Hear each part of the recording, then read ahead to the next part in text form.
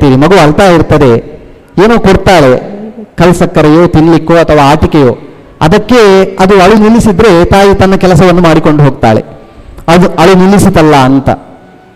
ಭಗವಂತನು ಹಾಗೆ, ನಾವು ಭಗವಂತನ ಆರಾಧನೆಯನ್ನು ಮಾಡ್ತಾ ಇರ್ತೇವೆ, ಲೌಕಿಕ ಫಲಗಳನ್ನು ಕೊಡ್ತಾನೆ ಭಗವಂತ.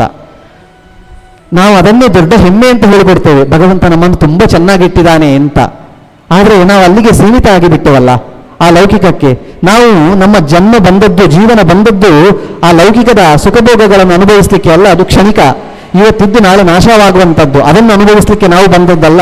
ಆಕೆ ಭಗವಂತ ನಮ್ಮನ್ನು ಸೃಷ್ಟಿ ಮಾಡಿದ್ದಾನೆ ಅಂತ ಕೇಳಿದರೆ ಈ ಕ್ಷುದ್ರ ಫಲಗಳಿಗ, ಯಾವುದೋ ಲೌಕಿಕದ ಆಸೆ ಆಕಾಂಕ್ಷೆಗಳನ್ನು ಪೂರೈಸಿಕೊಳ್ಳಲಿಕ್ಕೆ ಭಗವಂತ ನಮ್ಮನ್ನು ಈ ಭೂಮಿಗೆ ತನ್ನ, ಯಾವುದೋ ಒಂದು ನಿತ್ಯವಾದ ವಸ್ತುವನ್ನು ಪಡೀಲಿಕ್ಕೆ ತಂದಿದ್ದಾನೆ ಅಂತಂದ್ರೆ ಈ ಅನಿತ್ಯವಾದ ವಸ್ತುಗಳ ಹಿಂದೆ ನಾವು ಹೋದ್ರೆ ಭಗವಂತ ತಂದದ್ದೊಂದು ಉದ್ದೇಶಕ್ಕೆ, ನಾವು ಮಾಡ್ತಾ ಇರೋದು ಇನ್ನೊಂದು ಉದ್ದೇಶ ಅಂತ ಆಗ್ತಾರೆ.